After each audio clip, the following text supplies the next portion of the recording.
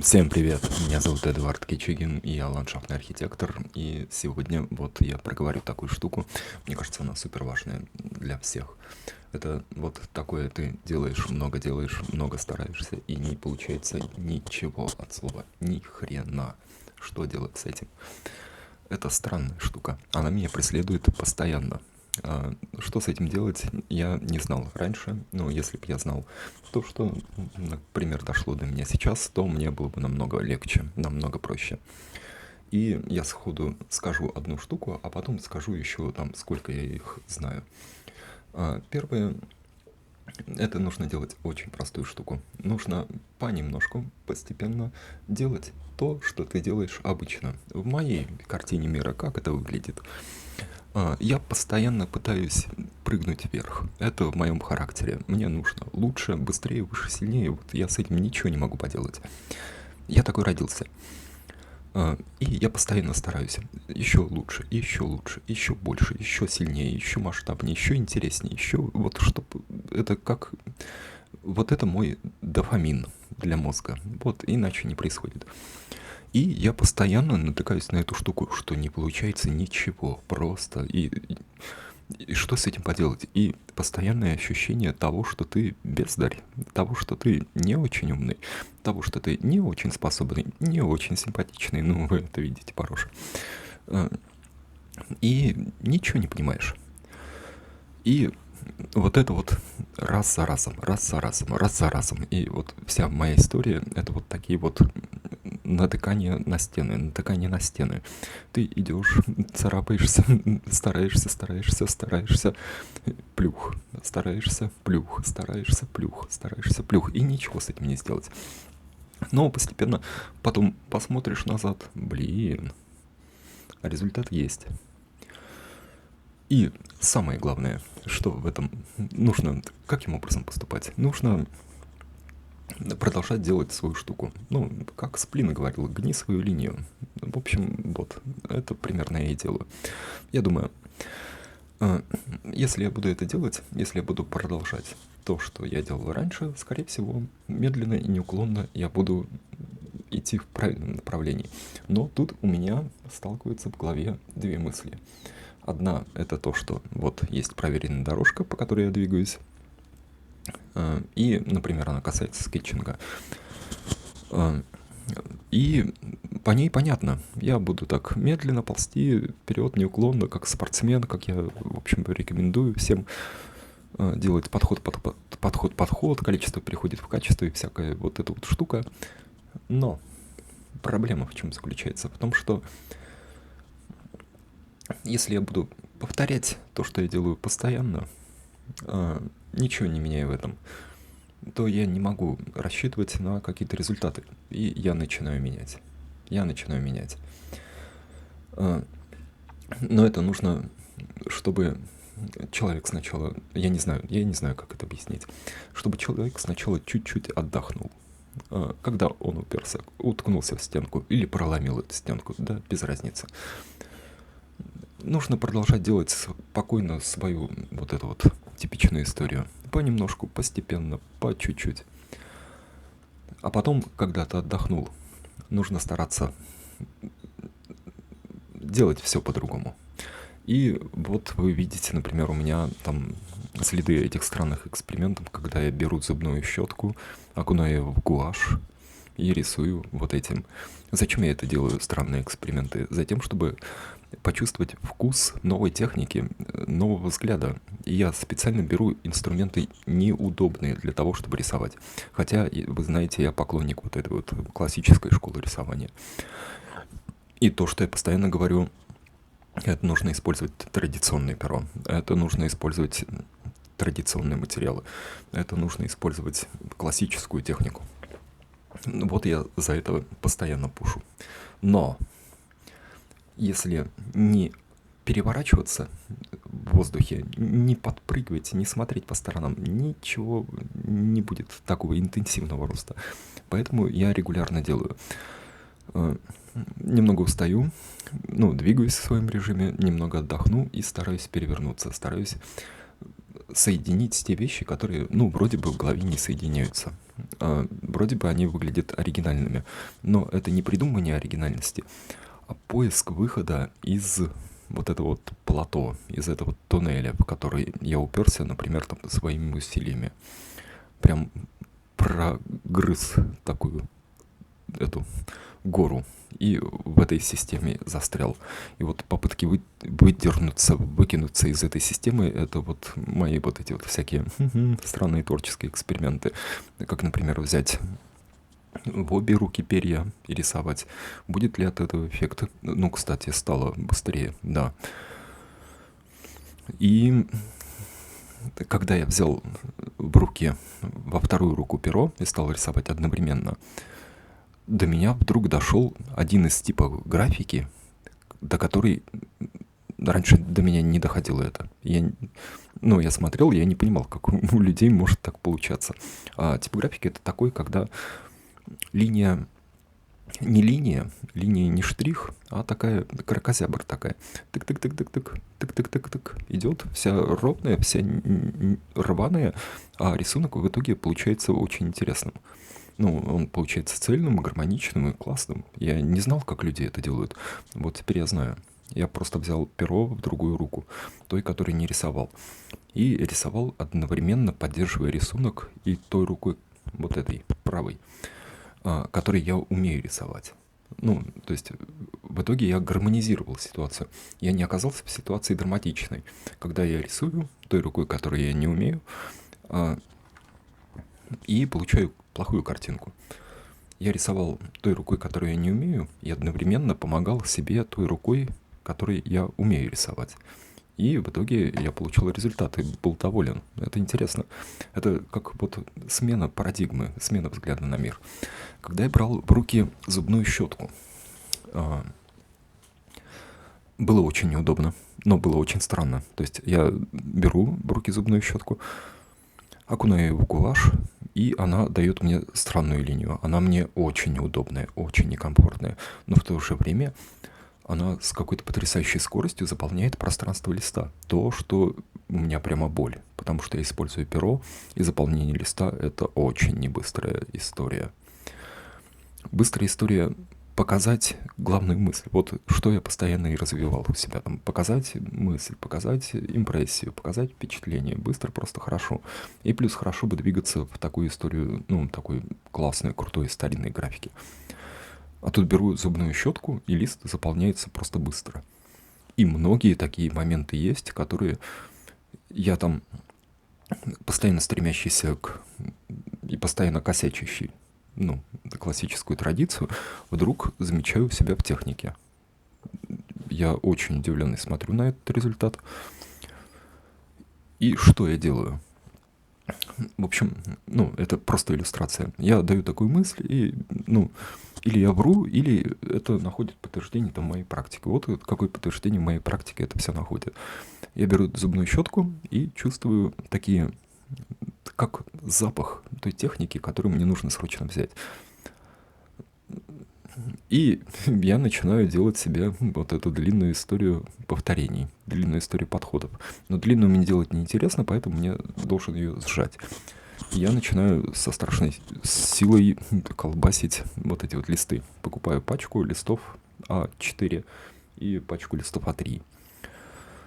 Ну, в общем, я закрасил этими экспериментами очень много. Ну и делал по этому поводу стримы. Стримы делал в ТикТок. Ну, как бы ТикТок и ТикТок. Мне нормально. И сначала получалось очень хорошо, как мне казалось. Потом я беру, например, там лист 20-й, там 30-й, например. Я рисую форму человека, рисую фигуру девушки. 20-й, 30-й лист. И получается очень плохо. То есть сначала на импрессии, на общем впечатлении получается прикольно, классно. А потом ты начинаешь искать те штуки, которые для тебя привычны, интересны, ты хочешь их выразить, и они выражаются очень плохо. И поэтому там получается реально плохо. И ты думаешь, это же сколько усилий. Я к тому, что сколько нужно подходов делать. На листе этом 100-м, наверное, начинают проглядываться вот эти вот моменты, которые с которыми уже можно работать. Там какой-нибудь 200-й, 300-й лист, там ты получаешь уже уверенность. Понимаете? Это вот такой подход. А эти там 300 листов я сделал там за 3, наверное, или 4 стрима. А стримы были там часовые? Нет, не часовые. Больше. И между этими, и между стримами рисовал. Точно. Да, за стрим я делал листов, наверное, 20-30, если ничего не путаю. Ну, как-то так. А остальное чудовищное количество. Когда же я... Блин, я уже не помню. Ну, короче, вот всего этого было дофигища. Это было просто много. А чтобы это было много в короткий отрезок времени, чтобы я не думал, что я начну, например, сейчас, и я научусь этой технике, там, скажем, к зиме там, или к весне, я должен сжать их по времени. Ну, я сжимал. Как бы берешь и сжимаешь, нет никакой проблемы там сделать 100 подходов, 100 повторений, ну и тогда будет результат. И поэтому запарились, нужно на плато, понемножку делаешь постоянные штуки, а потом делаешь поворот и интенсивное направление усилий в сторону этого поворота. Вот я так делаю, мне помогает. И тогда, понимаете, я вижу результат сразу. То же самое происходило там с техникой размытия чернил. Я смотрю, захожу в дом книги, а там продаются альбомы Рембрандта. И у него такая техника, а я вижу, что это дико похоже на то, как я пытался перьевую графику размывать. Я смотрю, ничего себе, Рембрандт так делал. Ну, конечно, это, безусловно, какой-то чудовищно крутой у него уровень технического рисования. Я думаю, блин, нужно прокачаться. И начинаю интенсивно вот это вот направление фигачить. Получил в нем какую-то уверенность, окей, нужно немножко отдых, немножко зафиксировать эту историю, чтобы ты мог, ну, дальше спокойно двигаться, свободно. И вот так получается. Поэтому, когда я утыкаюсь в какую-то такую проблему, что типа, о, я устал, все тяжело, у меня ничего не получается, я поступаю таким образом. Если психологически тяжело, то просто равномерно делаю то, что я должен делать. Если отдохнул, избыток энергии, там, ну, сил, потому что у меня все время спорт, ну, все время танцы, например, там, или еще что-нибудь в бэкграунде, поэтому я быстро восстанавливаюсь, быстро обнуляюсь, очень быстро обнуляюсь. И вот так собираешься, оглядываешься по сторонам, смотришь, да какое направление ждет меня. Делаешь смелые эксперименты там и сразу же туда большое количество усилий, чтобы быстро получить хороший, ну, там, внятный результат. Ты можешь понять, подходит тебе это или не подходит. Быстро, не растягивай это все. А если вы идете в такую историю понемножку, длинные работы, ну, такие основательные, это, мне кажется, нужно идти только под руководством преподавателя. Иначе будет странно. Под руководством преподавателя вы можете понимать, окей, вот я иду вот в этом направлении, например, академическая живопись. Это очень большая, длинная, тяжелая, но супер крутая история. И лучше, наверное, там не биться головой об стену. Пум-пум. В смелых экспериментах, а пойти к преподавателю, который даст мне, например, гарантированное какое-то понимание там результатов, какое-то гарантированное время. А у меня же история другая. У меня, вот, я постоянно обозначаю свои технические задачи. Это очень быстро, очень круто, очень классно, достаточно условно сделать эскиз. И я постоянно ищу варианты для того, чтобы сделать это по-новому, интереснее, живее, более классно, более импрессивно, более умно. Ищу для этого варианты. И поэтому у меня сформировалась вот такая вот генеральная линия выживания в этой структуре. В общем, вот, я надеюсь, это кому-то поможет, кто вот в данный момент находится в такой сложной ситуации, когда вообще непонятно там, что делать, как делать, и ничего не получается. Поэтому техническая рекомендация, еще плюс к тому, что я проговорил, нужно работать с супер простыми формами. Не нужно идти в большую длительную там работу, какую-нибудь большую постановочную, вообще не нужно. Нужно брать и делать маленькие-маленькие итерации. Маленькие итерации, это, например, там в рисовании архитектуры, это ты рисуешь кубик, любой домик — это параллелепипед. Ты рисуешь не домик, а рисуешь кубик, сочетание кубиков, бум-бум-бум. И такой кружочек — это дерево, и сочетание вот этих предметов. Когда появится сила вот в этом, вот в таком рисовании, то ты берешь там, чуть усложняешь и просто делаешь это регулярно, каждый день. Если чувствуешь силы в себе, то делаешь на разрыв, прям чудовищно много. И вот это вот дает результат. И когда это становится уровнем нормы, ну, появляется вот эта вот сила вот в этом направлении, вот в этом маленьком отрезке действия. Тогда ты берешь и приносишь туда усложнения. Например, ну, с теми же домиками берешь не просто параллелепипедами обобщенными это все делаешь, а уже приносишь туда оконные и дверные проемы. Это сильно усложняет задачу. Сильно увеличивает время на проработку этого всего. И сильно тебе нужно заморочиться, чтобы перспективно верно все это выражать и пропорционально верно, там, соответственно, человеку. Ты берешь и делаешь это, делаешь. И вот так вот оно будет получаться. По-другому я не представляю, как это может получаться. В общем, вот, если это меня, ну, такой совет вам ценен, то вот он. И, ну, это моя парадигма мира. Если, я думаю, вы тоже поделитесь, ну, потому что я стараюсь собирать разные картины мира. У людей разное видение всей этой ситуации. Мое совершенно не лучшее. Поэтому, если у вас есть, ну, понимание такое, преодоление вот этого плата, там, упирания в стенку, что вы это делаете для этого, ну, напишите в комментах, я думаю, может, не только мне там, а всем будет полезно. Такая штука, с которой мы постоянно сталкиваемся. Вот. Да, это вот по теме видеоролика. А по еще, ну, это мои повороты все время. Я начал уже делать такой, ну, мое постоянное движение. То есть я сделаю книгу, я ее постепенно делаю, я сделаю курс, это тоже будет продаваться, одна большая история. Книга и артбук, наверное, и еще что-то тоже сделаю. Из того, что я сейчас начал делать, это, вы знаете, если это есть Patreon, а есть наш русский сервис, он тоже похож на Patreon. Ну, короче, я сделал там аккаунты.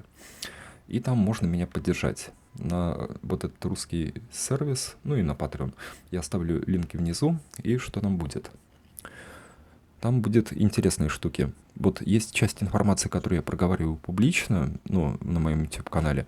Есть закрытая информация, ну, моя личная, которую я продаю, например. Продаю на курсах научных, при индивидуальном обучении. Или там делюсь, ну, там, с друзьями, с подругами или с коллегами тем, что составляет одну из внутренних структур того метода, ну, в котором я рисую. И я подумал, я сделаю платную площадку, там будет какая-то символическая плата, типа 200 рублей в месяц или 400 рублей в месяц. Это на Бусти, на русском сервисе. На Патреоне, я не знаю, или $5 будет, или $10 будет, но я еще думаю. И, в общем, если вы подписываетесь на эту штуку, то вы меня поддерживаете, я там буду выкладывать вот эти вот моменты, которые фрагментарно являются внутренней структурой, ну, моего метода рисования. И плюс туда буду ложить то, что я не выкладываю публично. Это, например, там некоторые разборы там, моих студентов из Академии университета, где я преподаю, некоторые материалы прям сильно эксклюзивного характера, которые я не могу и не хочу показывать публично. Например, некоторые разборы книг, которые у меня есть, уникальные совершенно книги по ландшафту, по архитектуре, или те, к которым я имею доступ. Буду делать обзоры, потому что я не хочу выносить их в публичную сферу. Ну, на это есть ряд причин. И буду проговаривать некоторые простые, но рабочие лайфхаки, которые в рисовании, скетчинге, которые могут довольно быстро сдвинуть вас. Как это я уже видел на курсе. Ну, на моем курсе научном я примерно понимаю, как нужно сдвигать людей с места. В общем, вот. Там будет довольно много полезной инфы. Я его сделал когда? Сегодня ночью. Вот. И там уже есть на русском сервисе уже есть несколько постов. Я туда закидываю всякие интересные вещи. Ну вот, короче, то, что тем, что я не буду делиться и не делюсь ни на моем YouTube-канале, нигде, будет вот там. Если вам интересно и вы хотите поддержать меня, то, в общем, вот переходите по ссылке и там делайте вот эту вот подписку. Я буду признателен, и вам, я надеюсь, будет полезно. И смотрите ссылки на это все в описании внизу в видео, в описании к видео и в закрепленном комментарии. И там еще много вот этого открытого контента, который мой обычный, обучающий, бесплатный контент, который в море. Я там посмотрел. Вообще видеороликов на этом YouTube-канале около 1200. Ну, некоторые скрыты, некоторые там относятся к такой приватной сфере. Я не знаю, сколько открытых, но, видимо, около 1000. 1000 видеороликов я уже там за свою деятельность вот этого бесплатного образовательного контента понаделал. Ну, а вот в той структуре будут те самые сильные мои внутренние штуки, основанные на преподавательском опыте, на международном опыте работы в архитектуре, пейзаже, урбанистике и на практике скетчинга. В общем, и, ну, плюс лайв там будет, тот, который, не знаю зачем, на этом канале. В общем, там много всякого интересного. В общем, давайте, переходите по ссылке, подписывайтесь, буду рад, и это меня поддержит. И, в общем, там на русском сервисе я собираю себе на нормальную камеру. Нет, не на камеру. Сейчас я снимаю старенький. Меня снимает мой старенький Galaxy Note S7. А он когда-то был флагман. Но теперь он уже старичок. Я думаю, нужно, чтобы у меня для моих вот этих видосов была очень хорошая картинка. И, соответственно, так как я все это делаю в динамике, мне нет возможности делать эту историю там с камерой, например. Это в любом случае должен быть телефон. И я думаю, я не хочу уже Samsung. То есть я вот недавно сделал странную штуку. Я купил Galaxy Note Lite 10, да. И мне пришлось его подарить, потому что там камера, я посмотрел, ну, фронталка, вот на которой я сейчас себя снимаю, там хуже, чем вот у этого Galaxy, на которой я снимаю сейчас. И что с этим делать? Между этими моделями телефонов разница в 4 или в 5 лет. И вот мой старый Galaxy снимает лучше, чем новый Galaxy Note со стилусом, этот знаменитый Lite. И это меня так ошарашило, просто ошарашило. Я решил пойти в другую историю. Я теперь буду, ну, короче, я думаю, нужно эту всю историю снимать на iPhone. Он все-таки крутейшую картинку дает. В общем, там я собираю на этот iPhone. Если вы хотите поддержать меня, то тоже вот эта история меня поддержит. Будет круче картинка, будет круче видосы. Я смогу быстрее и больше делать вот этого и бесплатного контента, и платного образовательного. В общем, вот такие новости. Меня зовут Эдуард Кичигин. Всем чао-чао. Ставьте лайк, подписывайтесь на канал. Всем пока. Радости.